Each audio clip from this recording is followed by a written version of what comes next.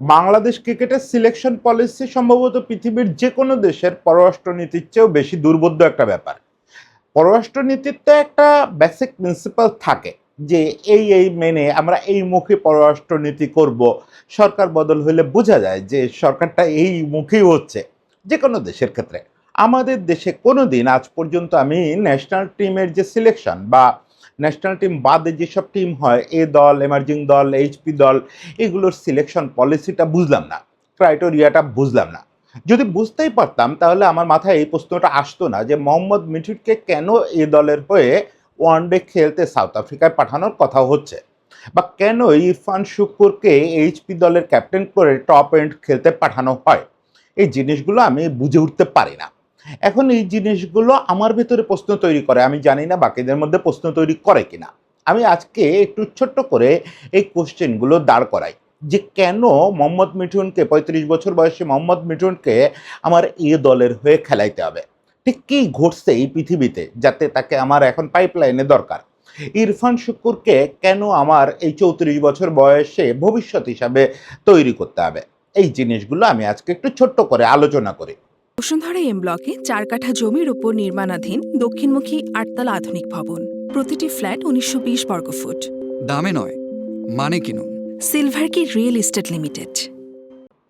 দেখেন, আমাদের কতগুলো জিনিস পার্থক্য করতে পারাটা খুব জরুরি, খুব জরুরি। যে what is national team, what is a team, what is emerging team, what is HP team.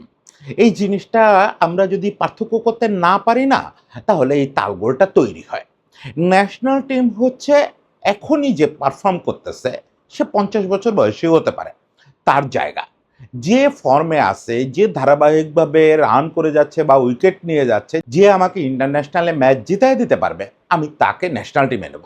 তার বয়স কত, তার ব্যাকগ্রাউন্ড কি, অমুক তমুক ভবিষ্যৎ কি, এটা আমার ভাবার দরকার নাই। দিস ইজ ন্যাশনাল টিম, খুব সরল করে বললে। তারপরেও ন্যাশনাল টিমেও এগুলো বিবেচনায় রাখতে হয়। একজনকে কল করার সময় যখন কাছাকাছি পারফর্ম করা কয়েকটা ছেলে থাকে, তখন ভাবতে হয় যে এই ছেলেটা কি আমাকে বিশ্বকাপ পর্যন্ত সার্ভিস দেবে। আমি যখন ওয়ানডেতে একটা দল ছেলেকে ডাকবো, তখন আমার মাথায় রাখতে হয় যে ও কি 2027 ওয়ার্ল্ড কাপ পর্যন্ত টিকবে। শুধু শুধু যে ডাকে ফেললাম এই রান দেখে ঠিক হলো।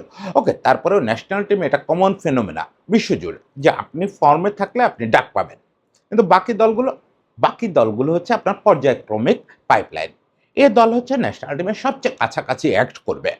এরপরে এইচপি দল বলেন, এমার্জিং দল বলেন, যত রকম আন্ডার 23 দল বলেন, এগুলোতে আর ইনভেস্ট করলে লস হবে এরকম ক্রিকেটারকে আর ডাকার কোনো সুযোগ নাই। আর এগুলো জেনুইন পাইপলাইনের জায়গা রে ভাই, জেনুইন পাইপলাইনের জায়গা। এখানে আপনি আজকে একটা ছেলেকে খেলাবেন, কালকেই ও আপনাকে আউটপুট নাও দিতে পারে, কালকেই ওকে ন্যাশনাল টিমে আপনার দরকার হবে না ধরে নেন। মানে ২ বছর পরে এটার আউটপুট কি, এই যে ইনভেস্টমেন্টটা করতেছেন ২ বছর পরে কি পাবেন এটা বদলে, এইটা মাথায় নিয়ে একটা ছেলেকে ডাকতে হয়। এখন আপনি দেখেন, আমি এ দলে এই মোহাম্মদ মিঠুনকে সাউথ আফ্রিকা পাঠানো হচ্ছে। এখনো এ দলের ওয়ানডে দলটা দেয় নাই বিসিবি, কিন্তু মিডিয়ায় বা টুকটাক সংবাদকর্মী বন্ধুদের মারফত যেটা জানতে পারতেছি, মোহাম্মদ মিঠুনকে এ দলে পাঠানো হচ্ছে। আমি আগেই বললাম এ দল হচ্ছে জাতীয় দলের সবচেয়ে কাছাকাছি ফেনোমেনা। ফলে এ দলে তাৎক্ষণিক খুব রানে আছে এরকম খেলোয়াড় খেলানো যেতে পারে। একই সঙ্গে এ দল তো পাইপলাইনও, ব্যাকআপও। এ দল তো জাতীয় দলের ব্যাকআপও। ফলে ওটাও মাথায় রাখতে হবে যে এ দলে আমি যাদেরকে খেলাচ্ছি তাদের ওই ব্যাকআপ হয়ে থাকার শক্তিটা আছে কিনা। তো এ দলের ওয়ানডে দলে আপনি যখন কাউকে ডাকেন, তখন দুটো জিনিস তাহলে আপনার লাগে। এক হচ্ছে আপনি ন্যাশনাল টিম যদি মাথায় রাখেন যে এই মুহূর্তে দুর্দান্ত ফর্মে থাকা, আর হচ্ছে নেক্সট বড় অ্যাসাইনমেন্ট পর্যন্ত তার টেকসই হওয়াটা। এই দুটো কোনোটা কি মিঠুনের ব্যাপারে কাজ করে? I have nothing against Mithun, এবং মিঠুন সম্ভবত এই ক্রিকেট সার্কেলে আমার সবচেয়ে পছন্দের ছেলে, সবচেয়ে ঘনিষ্ঠ ছেলে। আমি আমার পার্সোনাল এক্সপেরিয়েন্সে যতদূর দেখছি, মিঠুনের মতো ভালো ছেলে খুব কম দেখছি, এবং পরিশ্রমী ছেলে, দলের জন্য দল অন্তঃপ্রাণ ছেলে। ওর কোনো বদগুণ আমি বলতে পারবো না। ওকে নিয়ে অনেক সমালোচনা হয়, কিন্তু এই ছেলেটা একটা সময় পর্যন্ত আসলে খুব বঞ্চিত হয়েছে, এটাও সত্যি।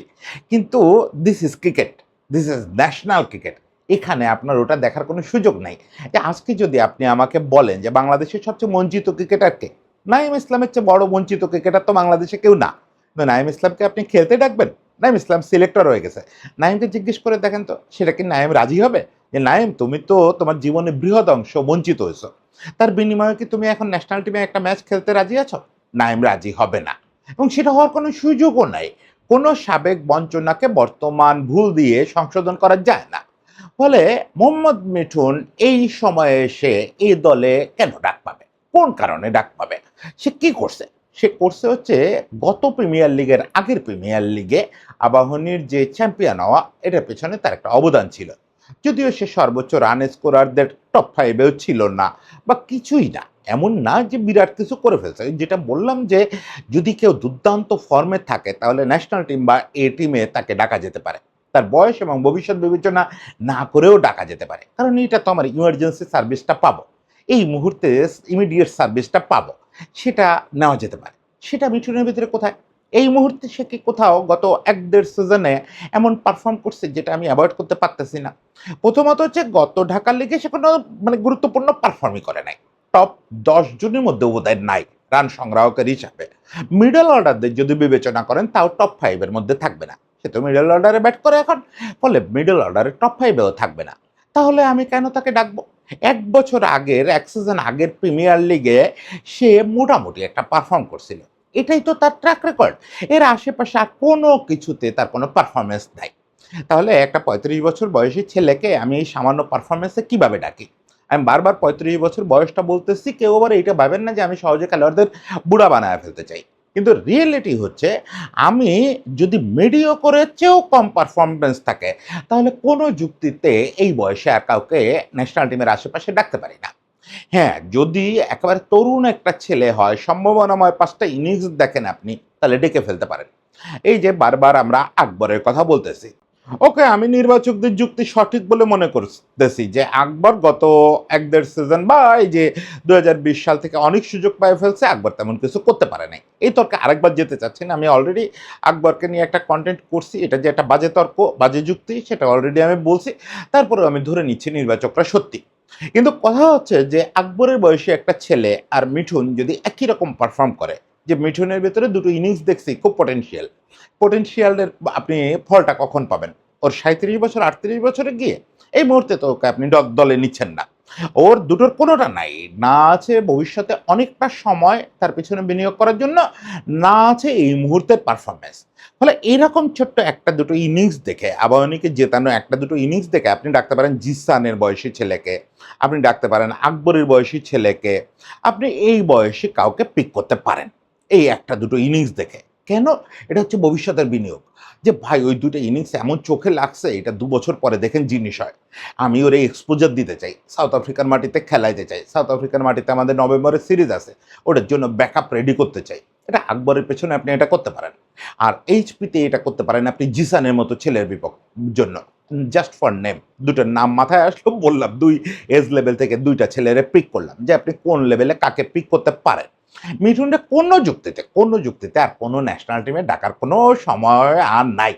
সময় নাই মানে সময় তো ৪০-এও থাকতে পারে, যদি সে এক্সট্রাঅর্ডিনারি পারফর্ম করে ইমিডিয়েট এইটা আমার কাজে লাগবে। সেটা সরাসরি ন্যাশনাল টিমে হতে পারে, খুব বড় হলে এ দলে হতে পারে, যে সামনেই ন্যাশনাল টিমের একটা অ্যাসাইনমেন্ট আছে, ওইটারে সামনে রেখে আমি এ দলে নিচ্ছি। এ দলে যদি ও এটা অনুবাদ করতে পারে তাহলে আমি ন্যাশনাল টিমে নিব। সেটা ৪২ বছর ৪৩ বছরে ডাকলেও আমার কোনো কথা নাই। এই পার্থক্যটা করতে পারতে হবে। সোজাসুজি ডিসিশন নিব না আমরা যে বয়স হয়ে গেলেই ডাকবো না দলে, আবার সোজাসুজি এই ডিসিশনও নিব না যে পারফর্ম করলেই ডাকবো।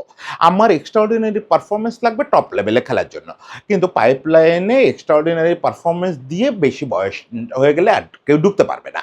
এটা এমনই, এ ছাড়া আপনি আপোস করার কোনো সুযোগ নাই। দেখেন, এই যে এইচপি দলে আমরা ক্যাপ্টেন হিসাবে ইরফান শুক্কুরকে পাঠাইছি, সাব্বিরকে পাঠাইলাম।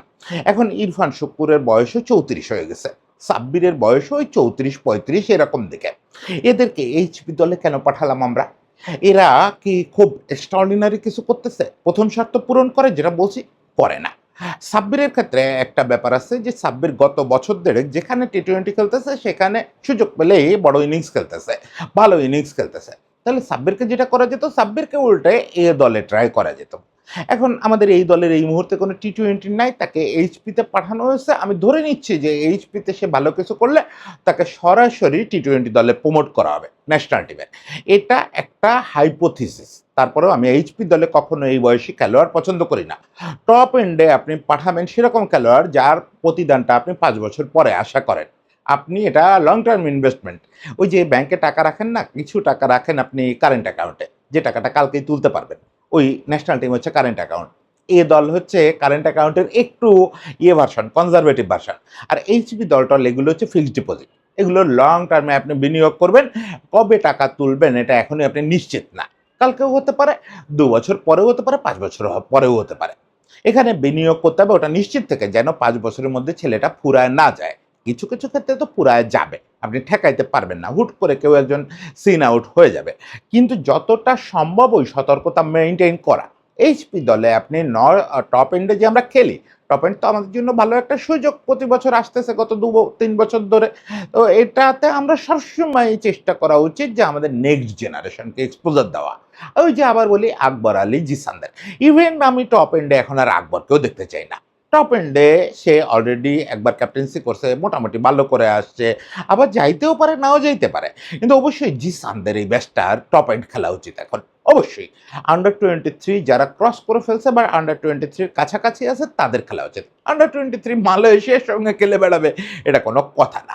মানে আমাদেরকে অবস্থানটা বুঝতে হবে যে কোন দলে কাকে ডাকবো। এজন্য পরিষ্কার পলিসি থাকা দরকার। পরিষ্কার পলিসি থাকা দরকার। আজকে দেখেন কথাটা কেমন হচ্ছে। ফেসবুকে যখন এই খবরটা রটে গেছে তখন কথাটা হচ্ছে যে মিথুন আসলে তার পদের জোরে এই দলে জায়গা পাচ্ছে। আমি জানি না যে এর ভিতরে কোনো সত্যতা আছে কিনা, আমার ধারণা থাকার সম্ভাবনা কম।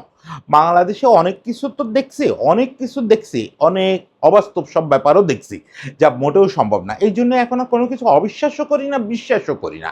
তারপরেও এটা মানতে খুব কষ্ট লাগে যে কোনো খেলোয়াড়কে খেলোয়াড়ি কারণ ছাড়া কোনো দলে ডাকা হবে। আমি এটাকে ক্রিকেটীয় ভুল হিসাবেই দেখতে চাই। যেহেতু হাবিবুল বাশার সুমনকে মনে করি যে অত্যন্ত ক্রিকেট জ্ঞান সম্পন্ন একজন মানুষ, বাংলাদেশের ক্রিকেট ইতিহাসের বিরাট একটা অংশ। ফলে উনি একটা সিদ্ধান্ত নিলে ক্রিকেটীয় সিদ্ধান্ত বলেই আমি সেটা বিশ্বাস করতে চাই। এই বিশ্বাসটা যতক্ষণ ভেঙে না যায় ততক্ষণ রাখতে চাই। ফলে আমি এটাকে ভুল হিসাবেই ভাবতে চাই। ভুল সংশোধনের উপায় কি? বা ভুল কেন হয়? পরিষ্কার পলিসি না থাকলে। আমাকে প্রত্যেকটা দলের জন্য পরিষ্কার পলিসি রাখতে হবে। সিলেক্টর প্যানেল পরিষ্কার পলিসি করবেন, প্রয়োজনে বোর্ডের সঙ্গে বসবেন, বোর্ড প্রেসিডেন্টের সঙ্গে বসবেন, বসে ঠিক করবেন যে ভাই আমরা এই শর্ত পূরণ না করলে ন্যাশনাল টিমে রাখবো না, এই শর্ত পূরণ না করলে এ দলে রাখবো না, এবং এর বাকি পাইপলাইনে এই বয়সের উপরে আর কাউকে ডাকবো না। বাকি যে পাইপলাইনটা আছে সেটা এইচপি বলেন, আন্ডার-23 বলেন, ইমার্জিং দল বলেন। আপনি যখন ইমার্জিং দলে আবু হায়দার রনিকে খেলান বা সৌম্যকে একবার খেলালেন এই যে ১-২ বছরের মধ্যে কবে যেন, এগুলো হাস্যকর না? এমার্জিং দল তো, দলটার নাম তো ইমার্জিং দল। যখন এটা ইন্টারন্যাশনালি ওই টিমটা কেউ দেখে, এটা নিয়ে হাসাহাসি করে গায়ে লাগে না? বাকি মানে এটা তো কোনো যুক্তিতে পড়েই না। আবু হায়দার, রনি-টনি এদেরকে এখন আর ছোট করতেছি না। আবু হায়দার, রনি-টনি বলার মধ্যে দিয়ে ওরে ছোট করা হয়ে গেল মনে হয়। কিন্তু ছোট করতেছি না। সে এখন অলরাউন্ডার হিসেবে অনেক উন্নতি করছে। কিন্তু কোনোভাবেই ইন্টারন্যাশনাল লেভেল ব্রেক করার মতো অবস্থা এখনো আসে নাই। আবার সেইটা করতে গেলে তার বয়স আর সাপোর্ট করে না যে ওর পেছনে আর ৫ বছর বিনিয়োগ করব। তাকে আপনি এমার্জিং দলে যখন পাঠান, কি মেসেজ দেয় সারা পৃথিবীর কাছে? যে এই দেশটা এখনো ওই জায়গায় পড়ে আছে যে আন্ডার-19 দলে টেস্ট খেলোয়াড় খেলাবে। একটা সময় আমরা খেলাইছি না আন্ডার-19 দলে টেস্ট খেলোয়াড়, এ দলে টেস্ট খেলোয়াড়, এইচপি দলে টেস্ট খেলোয়াড়। এসব আমরা একসময় এইসব করছি না? লোকজন হাসাহাসি করছে। এখন আমরা ওই জায়গায় আছি। অথচ এখনো আমরা এ দলে দেখতেছি একঝাঁক ন্যাশনাল টিম এক্সপেরিয়েন্স খেলোয়াড়, অমুক তমুক। এগুলো কি রে ভাই? এই যে এইচপি দলে দেখলাম প্রথম আলো স্টোরি করলো যে ৬ জন না ৭ জন ন্যাশনাল টিমের এক্সপেরিয়েন্সড খেলোয়াড়। কেন ওই নাম্বারটা এরকম হবে? ১-২ জন হতে পারে যে ন্যাশনাল টিমে কোনো ক্রমে একটু ব্রেক পাইছে, খুব ভালো অবস্থায় নাই, আবার ওরে রিসাইকেল করে ন্যাশনাল টিমে নিতে হবে। তাহলে ৬-৭ জন এই টপ এন্ড খেলতে পাঠাতে হবে আমাদের। এত ক্রাইসিস আমাদের দেশে। যতই রসিকতা করে বলি যে ৫টা দল তৈরি করতে দেবব্রতকেও ডাকতে হবে, এতটাও নিশ্চয়ই খারাপ অবস্থা না। আমার চেনা জানাই তো এক গাদা তরুণ খেলোয়াড় এই সব প্রসেসের মধ্যে এখন কোথাও নাই। কেন নাই? কেন এদেরকে আমার এখানে ডাকতে হবে? এই জিনিসগুলো যদি ক্রিকেটেও ভুল হয়ে থাকে, আমি মনে করি যে ক্রিকেট বোর্ড এবং সিলেক্টরদের একটু বসা দরকার। বসে এই ব্যাপারগুলোর পলিসিটা ঠিক করা দরকার যে আমরা আসলে কোন পর্যন্ত যাব, কি করব। ধরে নিচ্ছি এটা ক্রিকেটীয়, এটা একদমই ক্রিকেটীয় ব্যাপার। সবাই ভালো থাকবেন, সবার জন্য শুভেচ্ছা।